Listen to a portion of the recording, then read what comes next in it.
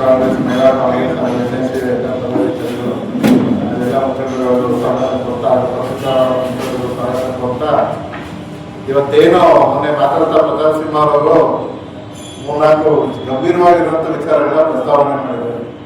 ಏನು ಮೊದಲನೇದಾಗಿ ಅಂದ್ರೆ ಗಣೇಶನ ನೀನು ಮೈಸೂರು ಇಟ್ಕೊಂಡು ಗುಂಡ್ಲುಪೇಟೆಯಲ್ಲಿ ಅಧಿಕಾರ ವ್ಯವಹಾರ ಕ್ರಷರು ಮಾರಿ ಕಾಂಟ್ರಾಕ್ಟು ಕಮಿಷನ್ನು ಎಲ್ಲದಕ್ಕೂ ಗುಂಡ್ಲುಪೇಟೆ ಬೇಕು, ಇರೋದಕ್ಕೆ ಮಾತ್ರ ಮೈಸೂರು ಬೇಕು ಅಂತ ಒಂದು ಹೇಳಿದ್ದಾರೆ. ನಾನು ಈ ಮುಖಾಂತರ ಏನ್ ಕೇಳೋಕೆ ಇಷ್ಟಪಡ್ತೀನಿ ಅಂದ್ರೆ ಪ್ರತಾಪ್ ಸಿಂಹ ಅವ್ರಿಗೆ ನೀವೇನಿದ್ದೀರಾ ಫಸ್ಟು, ಎರಡನೇದಾಗಿ ನಿಮ್ಮ ಪಕ್ಷದ ಮಾಜಿ ಶಾಸಕರು ಹೇಳಿದ್ದಾರೆ, ಅವ್ರಿಗೆ ಚೌಡಳ್ಳಿಯಲ್ಲಿ ದಿನ ಇದ್ದಾರ, ಅವರೇನು ಮೈಸೂರಲ್ಲಿ ಇಲ್ವಾ, ಮೈಸೂರಿನವ್ರ ಬಗ್ಗೆ ನಿಮ್ಗೆ ಯಾಕೆ ಸಮಸ್ಯೆ, ಏನಾದ್ರು ಗುಂಡ್ಲುಪೇಟೆ ಜನ ಅದಕ್ಕೆ ವಿರೋಧ ವ್ಯಕ್ತಪಡಿಸಿದಾಗ ನಾನು ಬದಲಾವಣೆ ಮಾಡೋದನ್ನು ಮಾಡ್ತೀನಿ ಅನ್ನೋದು ಗೊತ್ತಿದೆ. ಆಮೇಲೆ ನಮ್ಮ ತಂದೆ ಬಗ್ಗೆ ಮಾತಾಡಕ್ಕೆ ಪ್ರತಾಪ್ ಸಿಂಹಗೆ ಒಂಚೂರು ಮರ್ಯಾದೆ ಇಲ್ಲ, ಅಧಿಕಾರನೂ ಇಲ್ಲ. ಅವರು 5 ಬಾರಿ ಭಾಗದ ಶಾಸಕರಾಗಿ ಆಯ್ಕೆ ಆಗಿದ್ದಾರೆ. ಅವ್ರು ಯಾವ ಪಕ್ಷದಲ್ಲಿ ಇಟ್ಕೊಂಡು ಗೆದ್ದಿರೋಂಥ ಒಂದು ವ್ಯಕ್ತಿ. ಅವ್ರ ಬಗ್ಗೆ ಮಾತಾಡಿ ಅವ್ರು 5 ಸಲ ಗೆದ್ರು, ನಿಮ್ ತಾಯಿ 1 ಸಲ ಗೆದ್ರು, ಆ ಕೋಟದಲ್ಲಿ ನೀವು ಗೆದ್ದಿರೋ ಅಂದ್ರೆ ಅವರು ಒಪ್ಕೊಂಡಾಯ್ತು. ಗುಂಡ್ಲುಪೇಟೆ ಯಾವತ್ತೂ ಕಾಂಗ್ರೆಸ್ನ ಭದ್ರಕೋಟೆ ಅಂತ ವಿರೋಧ ಪಕ್ಷದವರೇ ಹೇಳಿರೋದು, ಅದೊಂದಕ್ಕೆ ಅವ್ರನ್ನ ಒಪ್ಕೋಬೇಕಷ್ಟೇ. ಅವರೇ ಹೇಳಾರೆ ನಿಮ್ಮ ಅವ್ರ ಕೋಟದಲ್ಲಿ ಗೆದ್ದೀರಾ ಅಂದ್ರೆ ಮಾದಕಪಕ್ಷದ 5 ಸಲ ಗೆದ್ದಂಗೆ ಇನ್ ಮುಂದಕ್ಕೂ ನೀವು ಗೆದ್ದಿರಾ ಅನ್ನೋ ತರ ಹೇಳಿದ್ದಾರೆ.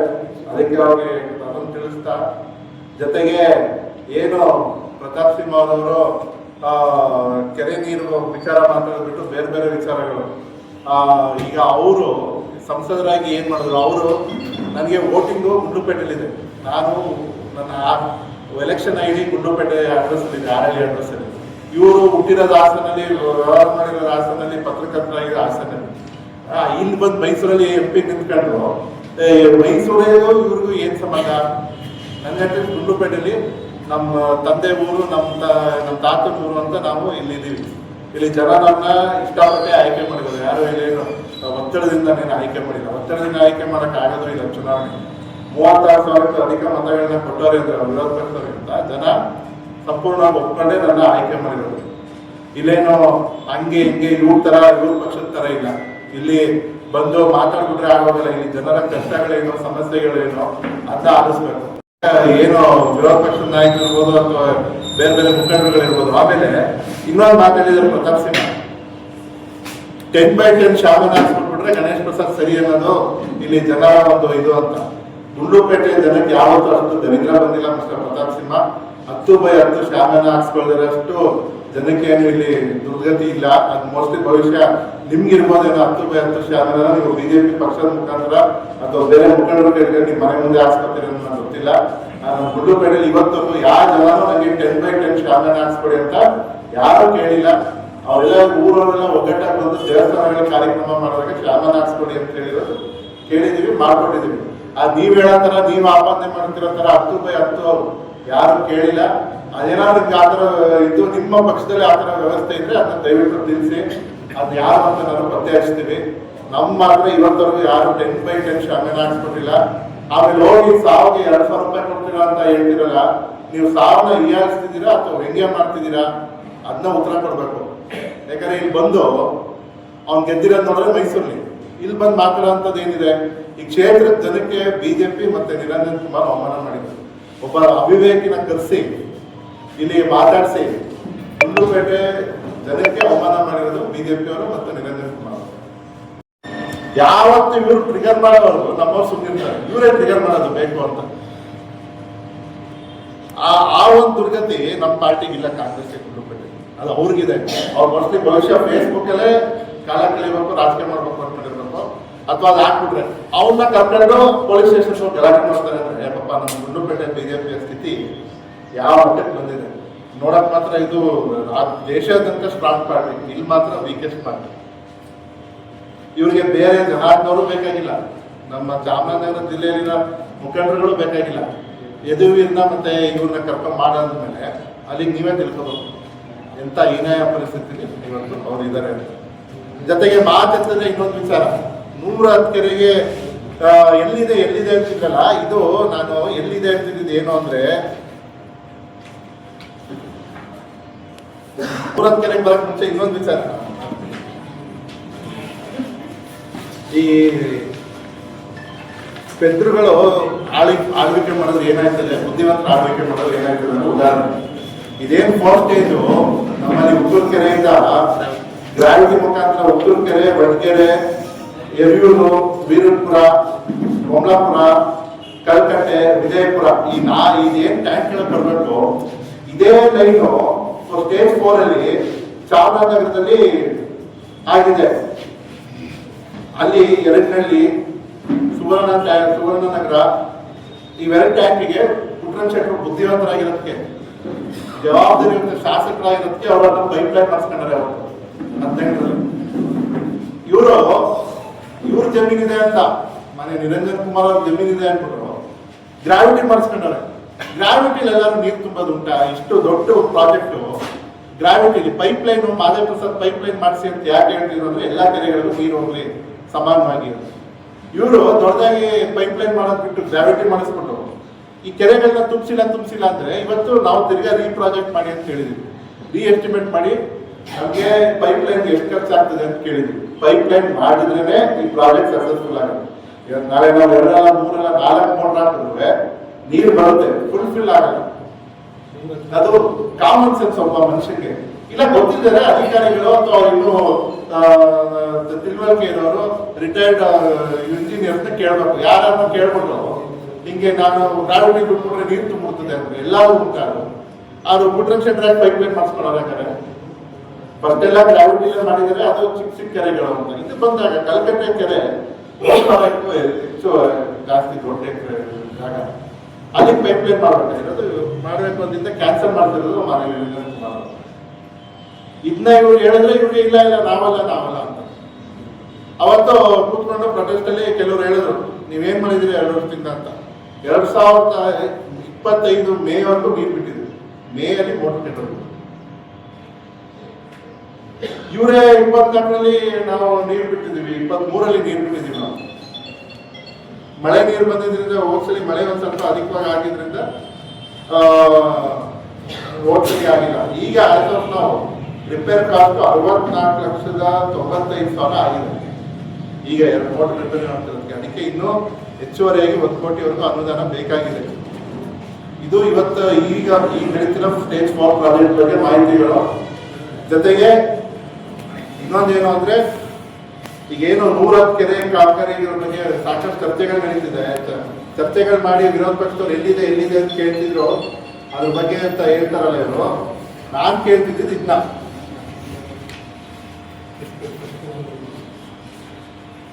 ಈಗ ನಾನ್ ಕೇಳ್ತಿದ್ದು ಕೆರೆಗಳು ಎಲ್ಲಿದೆ ಅಂದ್ರೆ ನೋಡಿ, ಈಗ ಗುಂಡ್ಲುಪೇಟೆ ಕೋಟೆ ಕೆರೆ, ಗೊಟ್ಟಿನಲ್ಲಿ ಕಟ್ಟೆ ಅಂತ ಇದೆ. ಅದ್ರ ಕೆಪಾಸಿಟಿ 90 ಆಯ್ತಾ. ಆಮೇಲೆ ತಗ್ಲೂರಲ್ಲಿ ಒಂದಿದೆ, ಅದು ತಗ್ಲೂರು ಕಟ್ಟೆ ಅಂತಾರೆ. ಈ ತರ ಕೇಳಿದ್ರೆ ಎಲ್ಲಿದೆ ಗಣೇಶ್ ಪ್ರಸಾದ್ ಅವರು ಎಲ್ಲಿದೆ ಕೆರೆಗಳು ಅಂತಾರೆ, ಎಲ್ಲಿದೆ ಕೆರೆಗಳು ಗುಂಡ್ಲುಪೇಟೆಯಲ್ಲಿ ಎಲ್ಲಿದೆ ಅಂತ ಕೇಳ್ತಾರೆ. ಅಂದ್ರೆ ನಾವು ಕೇಳ್ತಿದ್ವಿ ಊರುಗಳ ಹೆಸರು ಹೇಳಿ, ಎಲ್ಲೆಲ್ಲಿದೆ, ಮೂಕಳ್ಳಿದೆ, ನೇನೆಕಟ್ಟೆಲ್ಲಿದೆಯಾ, ಹೊಂಗಳ್ಳಿ, ಬೀಬನ್ಬೀಡು, ಈ ತರ ಊರುಗಳ ಹೆಸರು ಹೇಳಿ ಅಂದ್ರೆ ಅದೇ ಹೇಳಕ್ಕೆ ಗೊತ್ತಿಲ್ಲ ಅವ್ರಿಗೆ. ನಾ ಎಲ್ಲೋದ್ರು ಈಗ ಹಿಂಗೆ 110 ಕೆರೆ 100 ಕೆರೆ ತುಂಬಿಸ್ಬಿಡ್ತಿತ್ತು. ಏನ್ ತುಂಬಿಸಿದ್ರು ಇವರು? ಆಯ್ತಾ, ಇದು ಒಂದ್ ಕಡೆ ಪ್ರಾಜೆಕ್ಟ್ ನ ಇವರು ಅಪ್ರೂವ್ ಮಾಡಿಸಿದೀನಿ CM ಹೇಳಿ ಅದು ಇದು ಅಂತಾರಲ್ಲ. 2023 13ನೇ ತಾರೀಕು 3ನೇ ತಿಂಗಳು 13th March 2023 ನಂಜನಗೂಡು ತಾಲೂಕು ಗಾಂಧಿ ಗ್ರಾಮದ ಬಳಿ ಕಬ್ನಿ ನದಿಯಿಂದ ನೀರೆತ್ತಿ ಗುಂಡ್ಲುಪೇಟೆ ತಾಲೂಕಿನ ಬತ್ತಿ ಹೋಗಿರುವ 110 ಕೆರೆಕಟ್ಟೆಗಳಿಗೆ ಕುಡಿಯುವ ನೀರಿನ ತುಂಬಿಸುವ ಯೋಜನೆ ಭಾಗವಾಗಿ 48 ಕೆರೆಕಟ್ಟೆಗಳಿಗೆ ನೀರು ತುಂಬಿಸುವ ಮೊದಲನೇ ಹಂತದ ಯೋಜನೆಯ ₹340 ಕೋಟಿ ಯೋಜನೆಯನ್ನು ಆಡಳಿತಾತ್ಮಕವಾಗಿ ಅನುಮೋದನೆ ನೀಡಿರುವ ಬಗ್ಗೆ ಮೇಲ್ಕಂಡ ಮೇಲಿನ ವಿಷಯಕ್ಕೆ ಸಂಬಂಧಪಟ್ಟಂತೆ ಉಲ್ಲೇಖ ಪತ್ರದಲ್ಲಿ ಪ್ರಸ್ತಾವನೆ ಪರಿಶೀಲಿಸಿದಾಗ ಇಲಾಖೆಯ ಕಳೆದ 3 ವರ್ಷಗಳಿಂದ ವಾಡಿಕೆಗಿಂತ ಅಧಿಕ ಮಳೆಯಾದ ಹಿನ್ನೆಲೆಯಲ್ಲಿ ಬಹುತೇಕ ಕೆರೆಗಳು ಭರ್ತಿಯಾಗಿದ್ದು ಅಂತರ್ಜಲ ಮಟ್ಟದ ಗಣನೀಯವಾಗಿ ಹೆಚ್ಚಳವಾಗಿರುವ ಹಿನ್ನೆಲೆಯಲ್ಲಿ ಪ್ರಸ್ತಾಪಿತ ಯೋಜನೆಯನ್ನು ಅವಶ್ಯಕತೆ ಸದ್ಯಕ್ಕೆ ಇರುವುದಿಲ್ಲವೆಂದು ತಿಳಿಸಿ ಎಂಬ ಮಾಹಿತಿಯನ್ನು ತಮಗೆ ತಿಳಿಸಲು ನಿರ್ದೇಶಿಸಲಾಗಿದೆ ಅಂತ ಕಾವೇರಿ ನೀರಾವರಿ ನಿಗಮದವರೇ ಇವರು ಶಾಸಕರಾಗಿದ್ದಾಗಲೇ 110 ಕೆರೆ ಪ್ರಾಜೆಕ್ಟ್ ನ ಮಾಡಕ್ಕಾಗಲ್ಲ ಅಂತ ರಿಪೋರ್ಟ್ ಕೊಟ್ಟಿದ್ದಾರೆ. ಇದ್ರ ಬಗ್ಗೆ ಇವ್ರಿಗೆ ಚಕ್ರ ಇರ್ತೇ ಇಲ್ಲ. ಇವತ್ತು ಮಾಡಿದ್ರೆ ನಾನು DPR ಮಾಡಿಸ್ತೀನಿ. ಇವ್ರು DPR ಮಾಡಿಸೋರು ನಾನೇನಾದ್ರು DPR ಮಾಡಿಸಿರಿ ನಾನು ಎಲ್ಲರೂ ಕ್ಲೇಮ್ ಮಾಡಿದ್ದೀನ. ನನ್ನ ಎಳಿಸು ಅಂದ್ರು, ಅವ್ರಿಗೆ ಏನು ಗೊತ್ತು ಅಂದರು. ಇವ್ರಿಗೇನು ಗೊತ್ತು? ಇದು ಪ್ರಾಜೆಕ್ಟ್ ರಿಜೆಕ್ಟ್ ಆಗಿರೋದನ್ನ ಹೇಳಿಲ್ವಲ್ಲ ಇವರು. ಅದಾದ್ಮೇಲೆ 2025 ಗುಲ್ಬರ್ಗ ವಿಧಾನಸಭಾ ಕ್ಷೇತ್ರಕ್ಕೆ ಸಂಬಂಧಿಸಿದಂತೆ ಜಲಸಂಪನ್ಮೂಲ ಇಲಾಖೆಯ ಕಾರ್ಯವ್ಯಾಪ್ತಿಯಲ್ಲಿ ಕಾಮಗಾರಿ ಕುರಿತು ತಮ್ಮೊಂದಿಗೆ ಸಭೆ ನಡೆಸಿ ಚರ್ಚಿಸಿದಂತೆ ಕಾವೇರಿ ನೀರಾವರಿ ನಿಗಮದ ನಿರ್ದೇಶಕರ 85ನೇ ಮಂಡಳಿ ಸಭೆಯಲ್ಲಿ ಕೆಳಕಂಡ ಕಾಮಗಾರಿಯನ್ನು ಕೈಗೊಳ್ಳಲು ಅನುಮೋದನೆ ನೀಡಿರುವುದನ್ನು ತಿಳಿಸಲು ಹರ್ಷಿಸುತ್ತೇನೆ. ಇದು ಮಾನ್ಯ ಡಿ ಕೆ ಶಿವಕುಮಾರ್ ಅವರು ನನಗೆ ಬರ್ತಿರೋ 15/4/2025. ಅದು 475 ಕೋಟಿ. ಮೈಸೂರು ಜಿಲ್ಲೆ ನಂಜನಗೂಡು ತಾಲೂಕು ಗಾಂಧಿ ಗ್ರಾಮದ ಬಳಿ ಕಬಿನಿ ನದಿಯಿಂದ ಏಕ ನೀರಾವರಿ ಯೋಜನೆ ಮೂಲಕ ಕುಡಿಯುವ ನೀರಿಗಾಗಿ ಸಲುವಾಗಿ ಗುಂಡ್ಲುಪೇಟೆ ತಾಲೂಕಿನ 110 ಕೆರೆಕಟ್ಟೆಗಳೇ ನೀರು ತುಂಬಿಸುವ ಯೋಜನೆ 475 ಕೋಟಿ. ತಮ್ಮ ವಿಧಾನಸಭಾ ಕ್ಷೇತ್ರ ಮಟ್ಟದಲ್ಲಿ ಜಲಸಂಪನ್ಮೂಲ ಇಲಾಖೆ ಅಧಿಕಾರಿಗಳೊಂದಿಗೆ ಸಮನ್ವಯ ಸಾಧಿಸಿಕೊಂಡು ನೀರಿನ ಅಭಿವೃದ್ಧಿ ಕಾಮಗಾರಿಗಳನ್ನು ತ್ವರಿತವಾಗಿ ಅನುಷ್ಠಾನಗೊಳಿಸಲು ಕೋರಲಾಗಿದೆ. ಇದು ಮಾನ್ಯ ಡಿ ಕೆ ಶಿವಕುಮಾರ್ ಅವರು ನನಗೆ ಕಳಿಸಿರೋಂಥ ಲೆಟರ್. ಅದಾದ್ಮೇಲೆ ಅದು ಗವರ್ಮೆಂಟ್ ಆರ್ಡರ್ ಆಗಿದೆ. ನಡುವಳಿ ಪ್ರಸ್ತಾವನೆ ಮೇಲಿನ ಓದಲದಲ್ಲಿ ಪತ್ರದಲ್ಲಿ ವ್ಯವಸ್ಥಾಪಕ ನಿರ್ದೇಶಕರಿಗೆ ಇನ್ನ ತಗೊಳ್ಳಿ ಅಂತ 91 ಕೆರೆಗಳು ಪ್ಲಸ್ 46 ಕೆರೆಗಳು ಜಿಲ್ಲಾ ಪಂಚಾಯತ್ ವ್ಯಾಪ್ತಿದು ಮತ್ತು ನೀರಾವರಿ ವ್ಯಾಪ್ತಿಗೆ ಏನೇನು ಕೆರೆ ಬರ್ತದೆ ಅನ್ನೋದೆಲ್ಲ ಇದರಲ್ಲಿ ಇದೆ. ಡೀಟೇಲ್ಸ್ ನಂಜನಪ್ಪ ವರದಿ ಬಗ್ಗೆ ಪ್ರಸ್ತಾವನೆ ಮಾಡಿ ಇನ್ನ ಅನುಮೋದಿಸಿದ್ದಾರೆ. ಇನ್ನ ಇವರು DPR ಮಾಡಿಸಿರ್ಬೋದು, ಬಟ್ ಪ್ಲಾನ್ ಮಾಡಿಸೋದಕ್ಕೆಲ್ಲ ಕಾರಣ ಅನುದಾನ ತಂದು ಶುರು ಮಾಡಿಸೋರು ಯಾರು ಅಂತ ಇಂಪಾರ್ಟೆಂಟ್. ಸೇಮ್ ಇವರು ಹಿಂಗೆ ಯಡಿಯೂರಪ್ಪನವರು ಹಿಂಗೆ ಅನುಮೋದನೆ ಕೊಟ್ಟಿದೆ ಅಂತ ಇವ್ರು ಹೇಳ್ತಿದ್ರು. ಈಗ ನಂದು ಇದು ಟೆಂಡರ್ ಆಗಿದೆ ಈ ಪ್ರಾಜೆಕ್ಟ್, ಈಗಾಗಲೇ ಟೆಂಡರ್ ಆಗಿ ಇನ್ನೊಂದು ಫೈನಲ್ ಸಭೆ ಮಾಡಬೇಕಾಗಿದೆ. ಅದು ಬಹುಶಃ 12ನೇ ತಾರೀಕು ಇಟ್ಕೊಂಡಿದ್ದಾರೆ ಅಂತ ಅನ್ಕೊಂಡಿದ್ದೀನಿ. ಈಗ ಹೋದ್ವಾರ ಆಗಿದೆ. 12ಕ್ಕೆ ನಾನು CM ಅವರು ನಿಗಮದ ಮೀಟಿಂಗ್ ಅಲ್ಲಿ ಅಪ್ರೂವಲ್, ನಿಗಮದ ಮೀಟಿಂಗ್ ಮಾಡ್ಬೇಕಷ್ಟೇ, ಅಪ್ರೂವಲ್ ಆಗೋಗಿದೆ. ನಿಗಮದ ಮೀಟಿಂಗ್ ಅಲ್ಲಿ ಪಾಸ್ ಮಾಡಿದ್ರೆ ಟೆಂಡರ್ ಆಗೋಗಿದೆ ಆಲ್ರೆಡಿ. ಅದು ಮಂಡ್ಯದವ್ರಿಗೆ ಆಗಿದೆ. ಅದು ಅತಿ ಶೀಘ್ರದಲ್ಲೇ ಕೆಲಸ ಶುರು ಮಾಡ್ತಾರೆ. ಅದಕ್ಕೆ ನಾನು ಮುಖ್ಯಮಂತ್ರಿಗಳನ್ನ ಕರೆಸಿ, ಉಪಮುಖ್ಯಮಂತ್ರಿಗಳನ್ನ ಕರೆಸಿ ದೊಡ್ಡ ಸಭೆ ಮಾಡಿ ಈ ಕಾರ್ಯಕ್ರಮಕ್ಕೆ ಚಾಲನೆ ಕೊಡ್ತೀವಿ. ಇದು ಕಾಂಗ್ರೆಸ್ ಪಕ್ಷದ ಮಾದರಿ ಪ್ರಸಾರದ ಕೆಲಸ. ಅದರಲ್ಲಿ ಯಾವುದೇ ತರದ ಅನುಮಾನ ಇಲ್ಲ. ನಾವು ಮಾಡದೆ ಎಲ್ಲಿ ಮಾಡಿದ್ರು ಮಾತಿದ್ರೆ 815 ಕೋಟಿನ 8 ಕೋಟಿ 815 ಕೋಟಿ ಎಲ್ಲಿದೆ? 825 ಕೋಟಿ. ಆ ಒಂದು ಅಂಬೇಡ್ಕರ್ ಶಾಲೆ ಮಾಡೋಕ್ಕಾಗಲಿಲ್ಲ ಇವರಿಗೆ. ಆ ಜಾಗ ನೋಡಿ ಮಾದೇವ ಪ್ರಸಾದ್ ಬೊಮ್ಮನಹಳ್ಳಿ. ಮಾದೇವ ಪ್ರಸಾದ್ ಅವ್ರಿಗೆ 9 ವರ್ಷ ಆಗಿದೆ. ನಮ್ಮ ತಾಯಿಯವರು ಎಲೆಕ್ಷನ್ ಸೋತಿ 7 ವರ್ಷ ಆಗಿದೆ. ಹತ್ತಿ ಮಾರ್ಕೆಟ್ ಮಾಡ್ಸಕ್ಕಾಗಲಿಲ್ಲ ಇವ್ರ ಕೈಲಿ. ಅವ್ರ ಸ್ವಂತ ಚೌಲ್ಟ್ರಿ ರೋಡ್ ಮಾಡ್ಸಕ್ಕಾಗಿಲ್ಲ.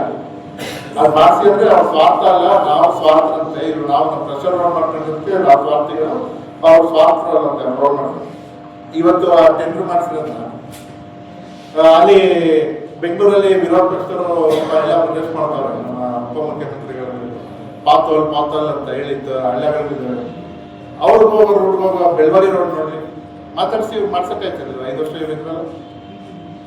ನಾನು ಮಾತಾಡಿ ಅವ್ರ ಜೊತೆ ಒಂದು ಅಂಡರ್ಸ್ಟ್ಯಾಂಡಿಂಗ್ ಬಂದು ಮಾಡಿ ಅಂತ ಒಪ್ಕೊಂಡಿದ್ದು. ಆಮೇಲೆ ಅದ ನಂತರ ಅವ್ರದ್ದು ಏನೋ ಸ್ವಲ್ಪ ಕೋರ್ಟಲ್ ಇದೆ ಅಂತ ಹೇಳಿದ್ಮೇಲೆ ನಮ್ಮ ತಹಸೀಲ್ದಾರ್ ಹಿಂದೆ ಇದ್ದಂಥ ತಹಸೀಲ್ದಾರ್ ಹೊಸ ರೂಟ್ ನೋಡಿದ್ರು, ಹೊಸ ಸರ್ಕಾರಿ ಜಾಗ ನೋಡಿ ರೋಡ್ ಮಾಡ್ತೀವಿ ಅಂದ್ರು. ಅದಕ್ಕೆ ನಾವು ಟೆಂಡರ್ನು ಮಾಡ್ತೀವಿ 2.5 ಕೋಟಿ. ಅದು ಟೆಂಡರ್ನು ಪ್ರೋಸೆಸ್ ಆಗಿ ಅವಾರ್ಡ್ ಆಗಿದೆ. ಅದು ಅವ್ರು ನಾವು ಮರ ಕಡಿಯಕ್ಕೆ ಹೋದಂಥ ಸಮಯದಲ್ಲಿ ತಿರ್ಗಿ ಇನ್ನೊಂದು ಅರ್ಜಿ ಹಾಕೊಂಡು ತಡೆದಿದ್ದಾರೆ. ಅಲ್ಲಿ 8 ಮರ ತೆಗೆದ್ರೆ ರೋಡ್ 100% ಸರ್ಕಾರದ ರೋಡೇ ಆಗ್ತದೆ. ನಾವು ಯಾರು ಅವ್ರ ಜಮೀನು ಬಿಟ್ಕೊಳ್ಳೋದು ಇಲ್ಲ ಅಥವಾ ಅವ್ರ ಜಮೀನು ಇಸ್ಕೊಳ್ಳೋಂಥ ವಿಚಾರನೂ ನಮ್ಮ ಹತ್ರ ಇಲ್ಲ. ಕರೆಕ್ಟ್ 100% ಗೌರ್ಮೆಂಟ್ ಲೀಗಲ್ ರೋಡ್ ಮಾಡಿಸ್ಬೇಕು ಅನ್ನೋದೇ ನಮ್ಮ ಹಠ. ಅದರಲ್ಲಿ ಯಾವುದೇ ಥರದ ಎರಡನೇ ಮಾತಿಲ್ಲ. ಅದು ಮಾಡಿಸೇ ತೀರ್ತೀವಿ. ಅಲ್ಲಿ ಯಾವುದೇ ಕಾಂಪ್ರಮೈಸು ಇಲ್ಲ. ಕೋರ್ಟಲ್ಲಿ ಆಗಲೇ 3 ಹಿಯರಿಂಗ್ ಆಗಿದೆ. ಭವಿಷ್ಯ ತಿಂಗಳು ಇನ್ನೊಂದು ಹಿಯರಿಂಗ್ ಅಲ್ಲಿ ಕ್ಲಿಯರ್ ಮಾಡಿಸಿ ಆ ರೋಡ್ನ ಮಾಡಿಸೋಂಥ ಕೆಲಸ ಮಾಡ್ತೀವಿ. ಇವರು ಅಲ್ಲಿ ಹಳ್ಳಿಯಾಗ ನೋಡ್ಕೊಂಡು ನಮ್ಮ ಬೆಳವಾಡಿ ರೋಡ್ ನೋಡಿದ್ರೆ ಸಾಕಾಗುತ್ತೆ. ಅದ್ರ ಜೊತೆಗೆ ಈಗ ನಾನು ಶಾಸಕನಾಗಿದ್ದೀನಿ. ನನಗೂ ಅನುದಾನ ಬಂದಂತ ಸಮಯದಲ್ಲಿ ಕೆಲಸಗಳು ಮಾಡ್ತಿದ್ದೀವಿ. ಇನ್ನೂ ಕೆಲಸ ಮಾಡಬೇಕಾಗಿದೆ. ನಾವೇನೋ ಮಾಡ್ಬಿಟ್ಟಿದ್ದೀವಿ, ಆಗೋಗ್ಬಿಟ್ಟಿದೆ, ನಮ್ಮ ತಂದೆ ತಾಯಿ ಮಂತ್ರಿಗಳಾಗಿದ್ರು, ಶಾಸಕರಾಗಿದ್ರು, ಎಲ್ಲ ಆಗ್ಬಿಟ್ಟಿದೆ ಅಂತ ನಾವು ಒಪ್ಕೊಳ್ಳೋಣ. ಕೆಲವು ಸಮಸ್ಯೆಗಳು ಆಗ್ತಾ ಇರ್ತವೆ, ನಡೀತಾ ಇದ್ದಾವೆ. ಖಂಡಿತವಾಗ್ಲೂ ಸುಮಾರು ರಸ್ತೆಗಳನ್ನ ನೋಡ್ತಾ ಇದ್ದೀವಿ. ಅದನ್ನೆಲ್ಲ ರೆಡಿ ಮಾಡಿಸ್ಬೇಕಾಗಿದೆ. ಪ್ರಸ್ತಾವನೆಗಳು ತುಂಬ ಇದ್ದಾವೆ. ಅನುದಾನ ಬಂದಂಗೆ ಗ್ಯಾರಂಟಿ ಮಾಡೇ ಮಾಡ್ತೀವಿ. ದಯವಿಟ್ಟು ಇವರು ಕುಂಡ್ರಪೋಖ್ರಿಗಳು ಮಾತು ಕೇಳ್ಕೊಂಡು ಅದು ಇದು ಎಲ್ಲ ಹೇಳೋ ಸ್ಟೇಟ್ಮೆಂಟ್ ಎಲ್ಲ ಕೊಡೋದು ಬಿಟ್ಬಿಟ್ಟು ಸ್ವಲ್ಪ ನಮ್ಮ ಜೊತೆ ನಾವು ಮಾಡೋ ರೋಡ್, ನಮ್ಮ ಮಾಡೋ ಅಭಿವೃದ್ಧಿನ ನೋಡಿದ್ರೆ ಸಾಕು. ಜನ ತೀರ್ಮಾನ ಏನು ಮಾಡಬೇಕು, ಜನ ತೀರ್ಮಾನ ಮಾಡ್ತಾರೆ. ಇವರು ಸುಮ್ಮನೆ ಆಮೇಲೆ ಇವರು ಶಾಸಕರಾಗಿದ್ದವರು ಅಧಿಕಾರಿಗಳು ಕೇಳ್ತಾ ಮಾಹಿತಿ ತಗೋಬೋದಲ್ಲ ಏನಾಗಿದೆ ಅಂತ. ಈಗ ಅಲ್ಲಿಂದ ಮೋಟರ್ ಕೆಟ್ಟೋಗೈತೆ ಅಂತ ಬಿಚ್ಚಿ ಬಿಚ್ಚಾಕಿ ಹುಚ್ಚ ನಮಗೆ, ಅಥವಾ ನಾವೇನಾದ್ರು ಈಗ ಮೋಟರ್ ಕೆಟ್ಟೋಗೈತೆ ಬೆಳಗ್ಗೆ ನೀವು ಎದ್ದಾಗ ನೀವು ಬೈಕ್ ಸ್ಟಾರ್ಟ್ ಮಾಡಿದಾಗ ಇದ್ರೆ ನಿರಂಜನ್ ಕುಮಾರ್ ಬಿಜೆಪಿ ಗುಂಡ್ಲುಪೇಟೆ ಸ್ಟ್ರಾಂಗ್ ಆಗಿದ್ದಿದ್ರೆ ಮೈಸೂರಲ್ಲಿರುವಂತ ಸಂಸದರನ್ನ ಯಾಕೆ ಕರೆಸ್ಬೇಕಾಯ್ತು? ಯಾಕೆ ಇಲ್ಲಿ ಬಾಲರಾಜ್ ಇರ್ಲಿಲ್ವಾ? ಅವ್ರ ಪಕ್ಷದಿಂದ ಅಭ್ಯರ್ಥಿ ಆಗಿರ್ಲಿಲ್ವಾ ಎಂಪಿಗೆ? ಏನು ಎಂಪಿಗೆ 10 ವರ್ಷದಿಂದ ಆಗಿರೋದು ನೋಡಿದ್ರೆ 1.5 ವರ್ಷದಿಂದ ಅವ್ರಿಗೆ ಬೆಲೆ ಇಲ್ಲ. ಇರೋ ಪೋಸ್ಟ್ಗಳೆಲ್ಲ ಬರೀ ಮೈಸೂರಲ್ಲದೆ. ಹಾಗಾದ್ರೆ ಬಾಲರಾಜ್ ಲೆಕ್ಕಕ್ಕಿಲ್ವಾ ಪಾರ್ಟಿಗೆ? NMS ಲೆಕ್ಕಕ್ಕಿಲ್ವಾ? ಅಥವಾ ಬೇರೆ ಜಾತಿಯವರೇ ಬೇಡ ನಮ್ಗೆ ಅನ್ನೋ ಏನಾದ್ರು ತೀರ್ಮಾನಕ್ಕೆ ಬಂದ್ಬಿಡಲ್ಲ ಗುಂಡ್ಲುಪೇಟೆಯಲ್ಲಿ ಬಿಜೆಪಿಯವರು? ಹಾಗಾದ್ರೆ ಅವರಿಬ್ರು ಏನೋ ಪ್ರಯೋಜನ ಇಲ್ಲ ಪಾರ್ಟಿಗೆ, ಸುಮ್ಮನೆ ಅಧಿಕಾರ ಅನ್ನೋದ್ರು ಮನೇಲಿ ಅವ್ರು ಹೇಳ್ತಾರೆ ಅಥವಾ ಅವ್ರು ಏನು ಓಡಾಡ್ತಿಲ್ವಾ, ಸಂಘಟನೆ ಮಾಡ್ತಿಲ್ಲ ಅಂತಾರ. ಇವ್ರಿಗೆ ಅಷ್ಟೊಂದು ದುರ್ಗತಿ ಬಿಜೆಪಿ ಅವರಿಗೆ ಗುಂಡ್ಲುಪೇಟೆಯಲ್ಲಿ. ಮೈಸೂರಿನ ಸಂಸದರು ಮಾಜಿ ಸಂಸದನ ಕರ್ಕೊಂಡ್ಬಂದು ಪ್ರತಿಭಟನೆ ಮಾಡಬೇಕು. ಯಾಕಂದ್ರೆ ನಿರಂಜನ್ಗೆ ಜನ ಬರಲ್ವಾ ಪ್ರತಿಭಟನೆ ಕರೆದ್ರೆ? ಅದು ಗುಂಡ್ಲುಪೇಟೆಯ ವಿರೋಧ ಪಕ್ಷದ ದುರಂತ ಮೊದಲೇ ಖಂಡಿತ. ಆಮೇಲೆ ನಾ ಫಸ್ಟೇ ಹೇಳಿದ್ದೆ, ಫಸ್ಟೇ ರೈತರು ಹೇಳೋ ಏನು ಪ್ರತಿಭಟನೆ ಮಾಡ್ತಿರೋ ಆ ಸಮಯದಲ್ಲೇ ಹೇಳಿದ್ದೆ, ನೀವು ಹೋಗಿ ಜಾಗ ನೋಡಿ, ರಿಪೇರಿಗಳಾಗ್ತವೆ, ರಿಪೇರಿ ಆದ ತಕ್ಷಣ ಶುರು ಮಾಡೋಂಥ ಕೆಲಸ ಮಾಡ್ತೀವಿ. ನಾವೆಲ್ಲ ನಾನು ನೀರು ನಿಲ್ಲಿಸಿ ನಾನೇನಾದ್ರು ಸ್ಥಾಪನೆ ಮಾಡಿ ನನ್ಗೇನಾದ್ರು ಅನುಕೂಲ ಆಗಿದ್ರೆ ಒಪ್ಕೋಬಹುದು. ಅದಿರೋದು ಈ ಬಾತ್ ನಮ್ಮ ತಂದೆ ಮಾಡಿರೋ ಪ್ರಾಜೆಕ್ಟ್ನ ಇವರು ನಾವು ಮಾಡಿದ್ವಿ ಅಂತಾರೆ. 2012-13 ಯಡಿಯೂರಪ್ಪನವ್ರು ಇರ್ಬೇಕಾದ್ರೆ ಅನುಮೋದನೆ ಸಿಕ್ಕಿರ್ಬೋದು, ಆದರೆ ಅನುದಾನ ತಂದಿದ್ದು ಮಾದೇವ ಸರ್. ಅದನ್ನ ನಾವು ಎಷ್ಟು ಸಾವಿರ ಸಲ ಲಕ್ಷ ಸಲ ಬೇಕಾದ್ರೂ ಹೇಳ್ತೀವಿ. ಸಿದ್ದರಾಮಯ್ಯನವ್ರ ಮೇಲೆ ಒತ್ತಡ ಹಾಕಿ ಆ ಒಂದು ಅನುದಾನನ ತಗೊಂಡು ಕೆಲಸ ಮಾಡಿದ್ರು. ಅದಕ್ಕೆ ಫಸ್ಟ್ ಔಟ್ಲೈನ್ ಮಾಡಿದ್ರು ಸುತ್ತೂರು ಸ್ವಾಮಿಗಳು ಈ ಭಾಗದ ನೀರಿನ ಸಮಸ್ಯೆನ ನೀಗಿಸ್ಬೇಕಂತ ಹೇಳಿ ಒಂದು ಐಡಿಯಾ ಕೊಟ್ಟಾಗ ಯಡಿಯೂರಪ್ಪನವರು ಹಾಗಾದ್ರೆ ಯಡಿಯೂರಪ್ಪನವರು ಮಾಡಿದ್ರು ಅಂದ್ರೆ ಆಪೋಸಿಷನ್ ಪಾರ್ಟಿಯವ್ರಿಗೆ ಹಂಗಾರೆ ದುಡ್ಡು ಕೊಟ್ಟರು ಅವರು. ಇವ್ರಿಗೆ ಅಷ್ಟು ಕಾಮನ್ ಸೆನ್ಸ್ ಇಲ್ವಲ್ಲ. ಯಡಿಯೂರಪ್ಪನವರು ಹೆಂಗ್ ಕೊಟ್ಬಿಡ್ತಾರೆ?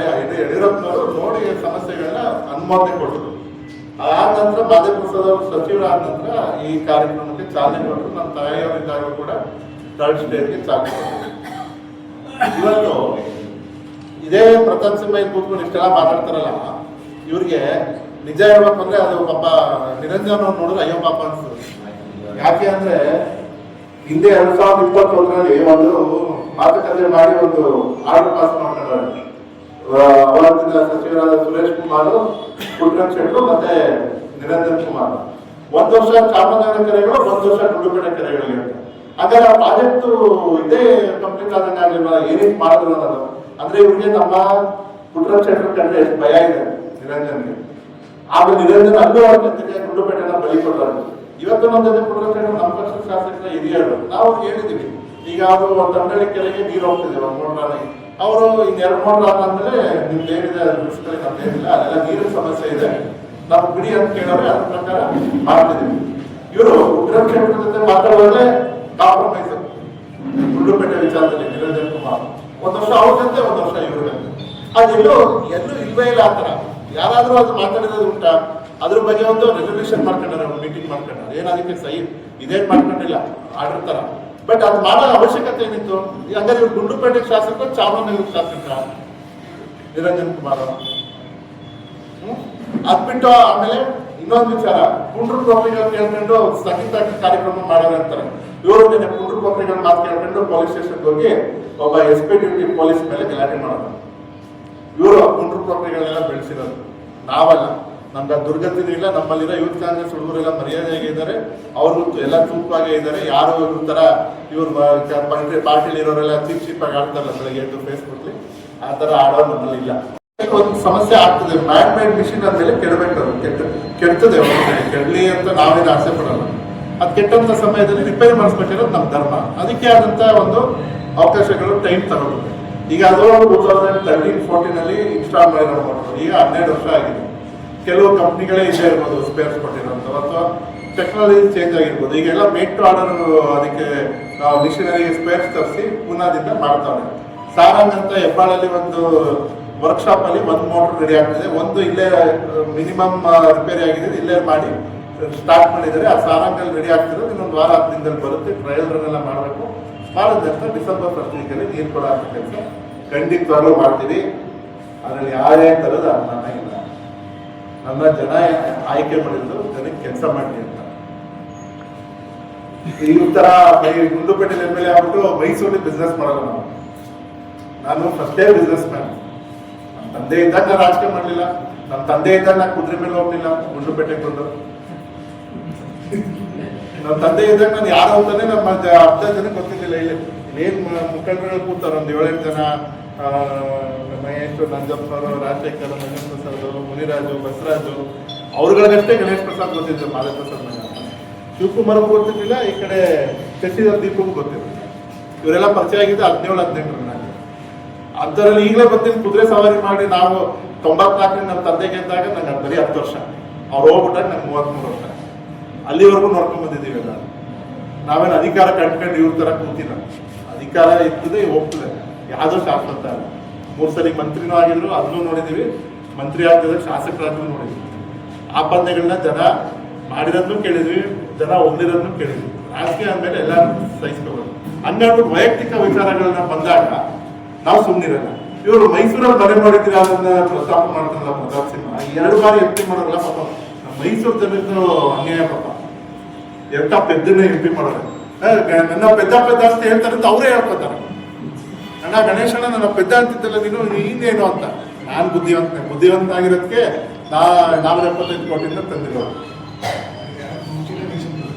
ಸರ್ ಅವ್ರ ಆರೋಪ ಏನು ಅಂದ್ರೆ, ಶಾಸಕರು ನಮ್ಮನ್ನ ಪೆದ್ದ ಅಂತಾರೆ, ಅವ್ರು ಬುದ್ಧಿವಂತರೇ ಆಗಿರಲಿ ಬಿಡಿ, ಅವ್ರಿಗೆ ರಾಜಕಾರಣ ಮಾಡಲು ಕಲ್ಗಣಿಗಾರಿಕೆ ಕ್ವಾರಂಟೈನು ಗುತ್ತೇದಾರರಿಂದ ಕಬ್ಜೆ ಪಡೆಯಲು ಮಾತ್ರ ಗುಂಡ್ಲುಪೇಟೆ ವಿಧಾನಸಭಾ ಕ್ಷೇತ್ರ ಬೇಕು.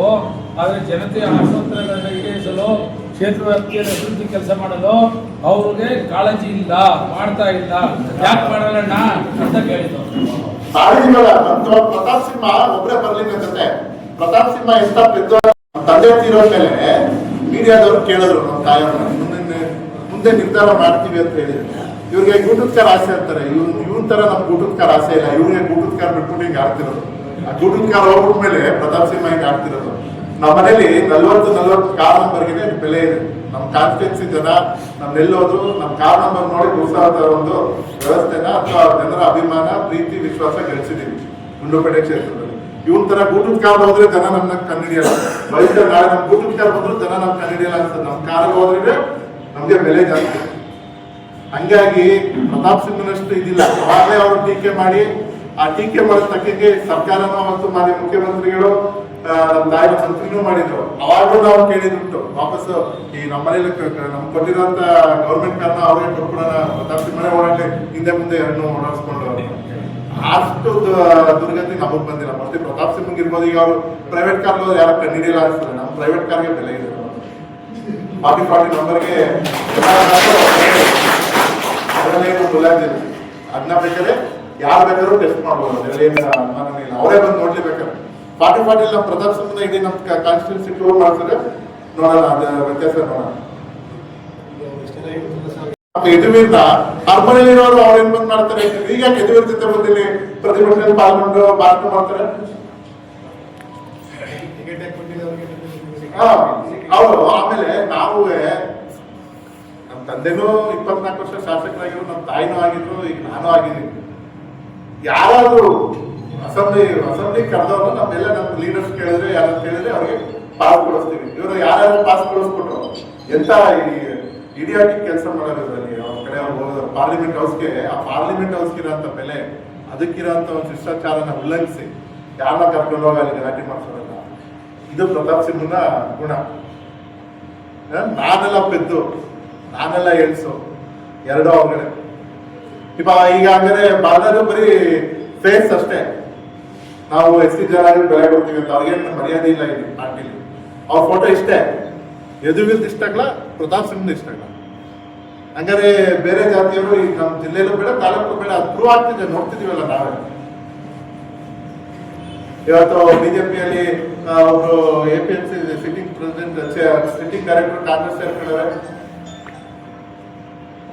ಅವೆಲ್ಲ ಆಗ್ತಾ ಇವೆ. ಬದಲಾವಣೆಗಳು ಇನ್ನೂ ಆಗ್ತವೆ, ನೋಡ್ಬೇಕು. ಇವರು ಸುಮ್ಮನೆ ಕೂತ್ಕೊಂಡು ಮಾತಾಡೋದಿಲ್ಲ. ಆಮೇಲೆ ನಾನು ಮನವಿ ಮಾಡೋದೇನು ಅಂದ್ರೆ, ವಿರೋಧ ಪಕ್ಷದವ್ರಿಗೆ, ನೀವು ಹೋಗಿ ಎಲ್ಲ ನೋಡಿ ಸುತ್ತಮುತ್ತ.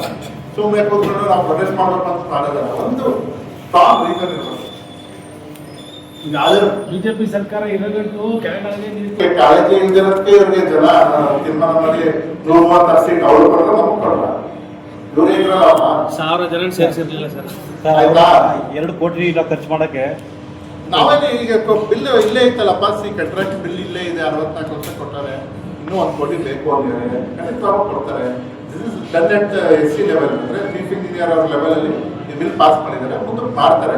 ಇವ್ರಿಗೆ ಅಷ್ಟೊಂದು ಅಭಿಮಾನ ಇದ್ರೆ ನಿರಂಜನ 2 ಕೋಟಿ ಕೊಟ್ಟು ರಿಪೇರಿ ಮಾಡಿಸ್ತಾರೆ, ಆಮೇಲೆ ನಾವು ಬಿಲ್ ಸೇವ್ ಮಾಡ್ಕೊಡ್ತೀವಿ. ಅದು ಹಾಗೆ ಆಗ್ತದೆ, ಅದ್ರಲ್ಲಿ ಯಾವುದೇ ತರಹದ ಅನುಮಾನಗಳಿಲ್ಲ. ನಾವು ಅಧಿಕಾರಿಗಳ ಜೊತೆ ಸತತವಾಗಿ ಸಂಪರ್ಕದಲ್ಲಿದ್ದೀವಿ. ನಮ್ಗೇನು ರಿಯಲ್ ಎಸ್ಟೇಟ್ ಮಾಡಬೇಕು ಅನ್ನೋ ಹುಚ್ಚಿಲ್ಲ. ನಾವು ಯಾರ ಜಮೀನು ಡೆವಲಪ್ ಮಾಡಿಲ್ಲ, ನಮ್ಮ ಪಾಡಿಗೆ ನಾವು ಇದ್ದೀವಿ. ಸೊ ಡೆವಲಪ್ ಮಾಡಕ್ಕೆ ಹೋದಾಗ ನಮಗೆ ಟೈಮ್ ಇರಲ್ಲ ಬೇರೆ ಕ್ಷೇತ್ರದ ಕೆಲಸ ಮಾಡೋಕ್ಕೆ.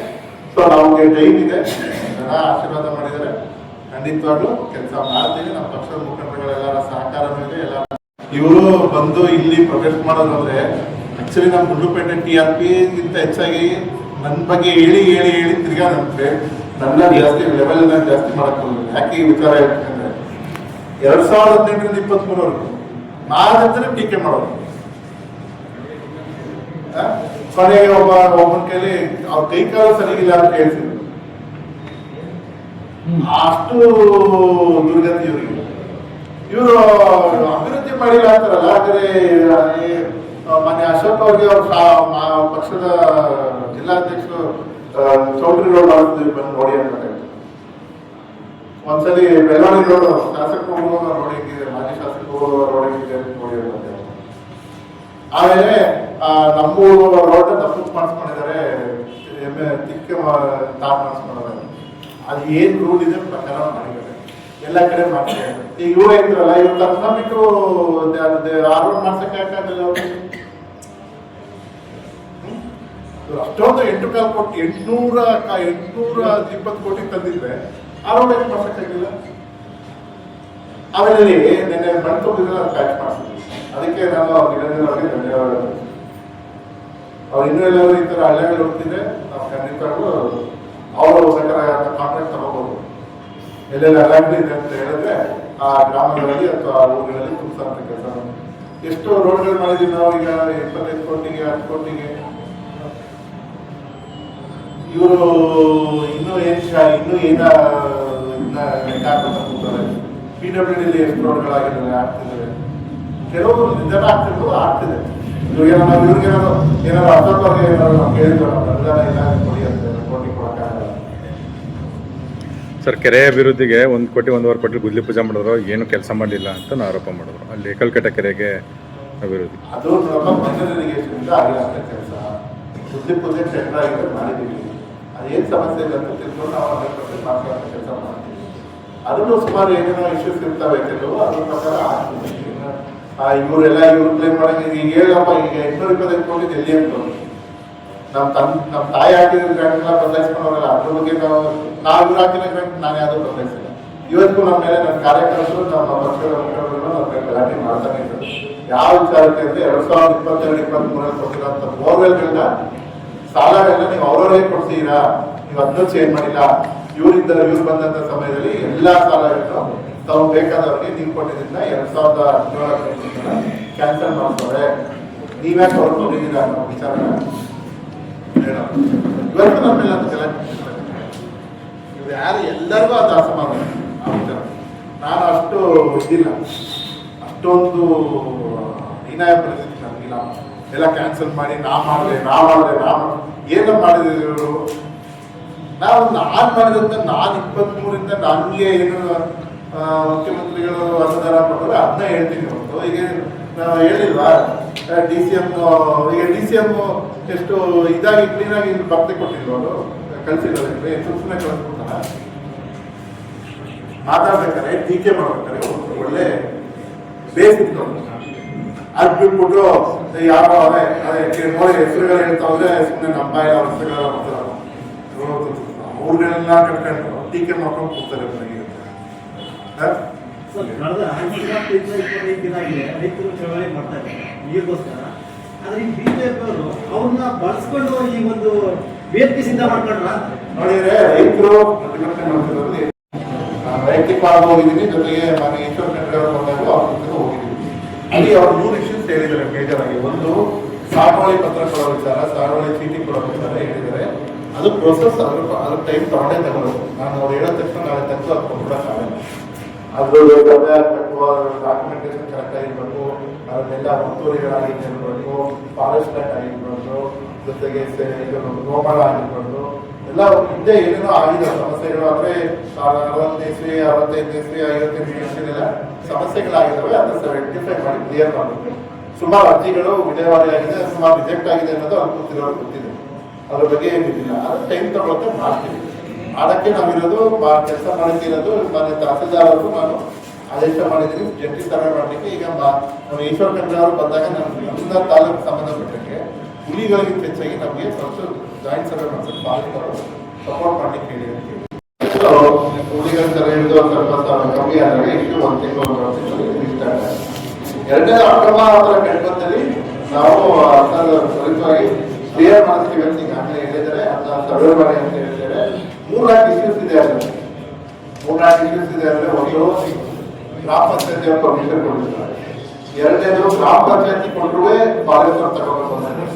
ಕೆಲವರು ಏನ್ ಮಾಡ್ತಾರೆ, ಗ್ರಾಮ ಪಂಚಾಯತಿ ಸಿಕ್ಕಿದ್ದಾರೆ ಅಂತ ಹೇಳ್ಕೊಡ್ತಾರೆ. ಆಮೇಲೆ ಫಾರೆಸ್ಟ್ ಅವ್ರಿಗೆ ಹೋದಾಗ ಇದು ಮನೆ ಅದು ಇದು ಅಂತಾರೆ, ಕೆಲವರು ಹೋಗ್ತಾರೆ ಮಾಡ್ತಾರೆ. ಅದ್ರ ಬಗ್ಗೆ ನಮಗೆ ವೈಯಕ್ತಿಕ ಕಂಪ್ಲೇಂಟ್ ಬಂದಿದೆ. ಈಗ ಕೋರ್ಟ್ ಇಂದ ಗಣೇಶ ಕೊಟ್ಟಲ್ಲ ಮಕ್ಕಳ ಮಕ್ಕಳು ನಾವು ಏನ್ ಮಾಡಿಲ್ಲ, ಹೈಕೋರ್ಟ್ ಅಲ್ಲೇ ತಗೊಂಡ್ಬರೋದು. ಸೊ ಆ ತರ ಸಮಸ್ಯೆಗಳಿದೆ, ಅದನ್ನ ರೆಕ್ಟಿಫೈ ಮಾಡಬೇಕು. ಎರಡನೇದು ಇದು